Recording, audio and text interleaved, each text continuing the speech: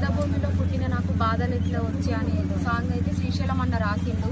ఎలక్షన్స్కి ముందే అన్న నన్ను కలిసి సిరి నువ్వు ఈ సాంగ్ చేయాలి, నీకున్న ధైర్యానికి ఈ సాంగ్ కరెక్ట్ సెట్ అవుతావని చెప్పేసి నన్ను అడిగిండు.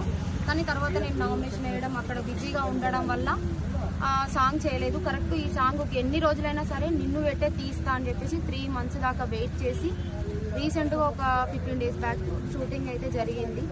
సాంగ్ చాలా బాగుంది. మా సాంగ్ అని చెప్పి మేము బాగుందని చెప్పట్లేదు, మీరందరూ ఒకసారి వినండి. ఎంత పెద్ద స్థాయికి ఎదిగినా కానీ ఇప్పుడు ఎట్లా ఉందంటే అమ్మాయిని తొక్కాలని చూస్తుంది. ఎగ్జాంపుల్ నేనే.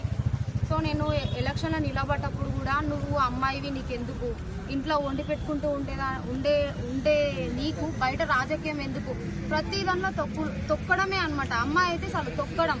సో ఇప్పుడు నుంచి తొక్కడం కాదు, ఎంత తొక్కితే అంత పైకి ఎదగాలన్నమాట. అబ్బాయిలే కాదు అమ్మాయిలు కూడా. సో అబ్బాయి 50% అయితే అమ్మాయి కూడా 50% ఇప్పుడు. సో అమ్మాయి దేనిలో తగ్గేది లేదు.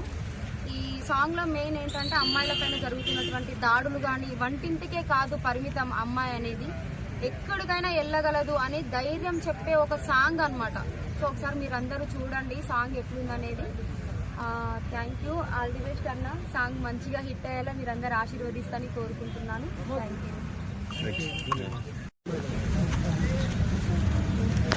నమస్తే అండి తెలుగు ప్రజలకు. ఈరోజు నిజంగా శ్రీశైలం అన్నను అభినందించాలి. అడ్వకేట్తో పాటు లిరిక్ రైటరు. ఆయన నేపథ్యం చెప్పిండు. ఒక అన్న దగ్గరికి వెళ్ళి మీరు రాయాల పాట అంటే అన్న కొంచెం టైం ఎక్కువ తీసుకోవడం వల్ల అసలు ఇక నేనే రాసి చూపిస్తా అని చెప్పేసి అన్న పాట రాయడం జరిగింది. వేద భూమిలో పుట్టిన అంటే మన భారతదేశానికి ప్రపంచ దేశాల కంటే ఒక ప్రత్యేకమైనటువంటి స్థానం ఉంది.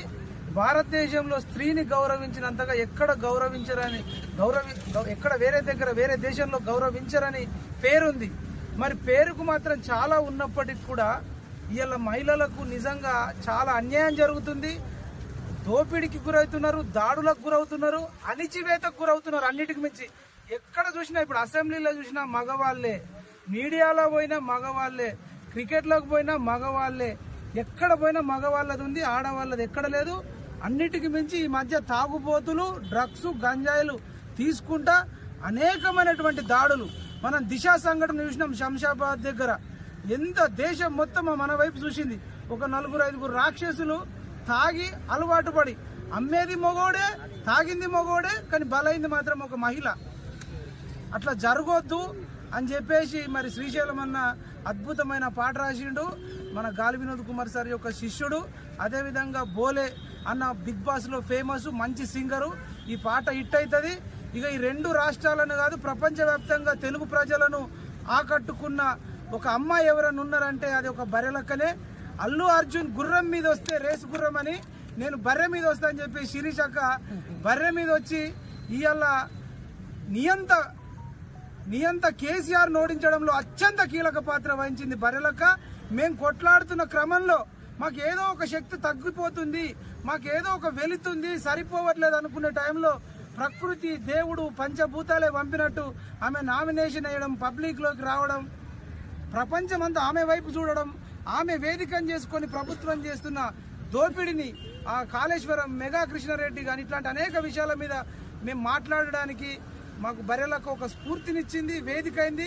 ఒక అమ్మాయి ఇవాళ ఒక నియంత్రణ ఓడించడంలో అత్యంత కీలక పాత్ర వహించింది. కాబట్టి మహిళలందరూ కూడా బర్రెలక్కను ఆదర్శంగా తీసుకొని అందరూ కూడా రేపు రాజకీయాలలోకి రావాలి, మీడియాలోకి రావాలి, బయట ప్రపంచానికి రావాలి.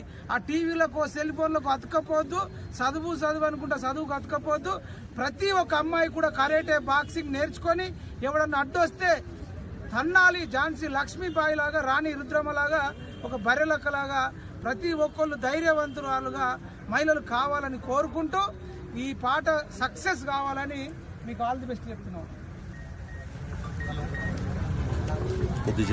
Clarity sir. Okay sir. Role.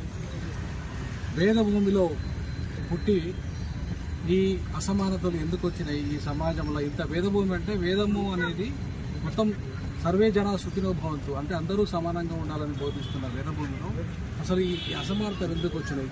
కారణం ఎవరు? ఈ అసమానతలు ఎట్లా పోవాలి?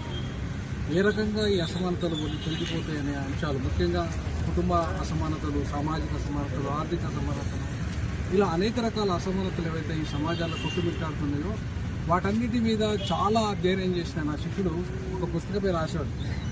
ఇవాళ ఆయన ఆ పుస్తకంలో చాలా అద్భుతంగా ఈ దేశంలో ఉన్న అసమానతలని, ముఖ్యంగా కులం పునాదిగా ఏర్పడ్డ అసమానతలు, అగ్రకుల ఆధిపత్యము, పెట్టుబడిదారులు, వర్ణ వ్యవస్థ, కుల వ్యవస్థ, పురుష ఆధిపత్యం, ఇట్లా అనేక రకాల అసమానతల మీద ఒక కుల వ్యవస్థలో ప్రజాస్వామ్యమైన పుస్తకం రాశాడు. దాని స్ఫూర్తితోనే వేదభూమిలో ఒక పాట రాశాడు.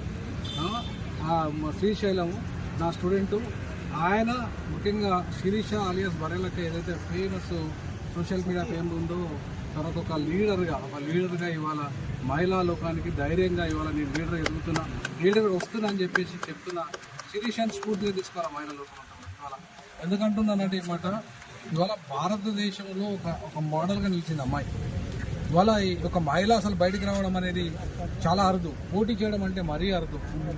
ఈ రోజుల్లో ఇవాళ శిరీష వచ్చి బయటకు వచ్చి పోటీ చేయడము, నేనైతే మా ఆవిడను కూడా కార్పొరేటర్గా పోటీ చేయించా, ఎంపీగా పోటీ చేయించా, ఎమ్మెల్యే పోటీ చేయించా, నాకంటే ముందే అని. అదే ఇండిపెండెంట్గా ఈ శిరీష అలాగే. ఎందుకంటే ఇప్పుడు మహిళలే ముందు రాకపోతే రాజకీయాలలో పూర్తిగా పురుషాధిక్యత ఉండి, ఇష్టారాజ్యంగా ఉండి, దోపిడీ ఉండి, మంచి వాళ్ళు ఇట్లాంటి వాళ్ళు బయటకు రాకుండా ఇవాళ రాజకీయాలు కలుషితమైపోయినాయి.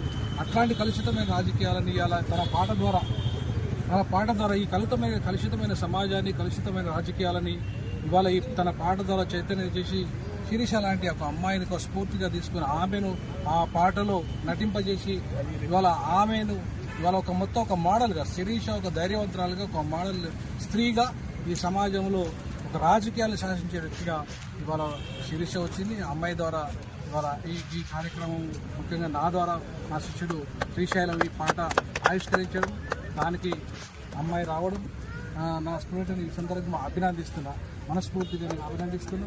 ఈ సందర్భంగా ఇలాంటి పాటలు సామాజిక చైతన్యాన్ని రగిలించే పాటలు మరెన్నో రావాలి.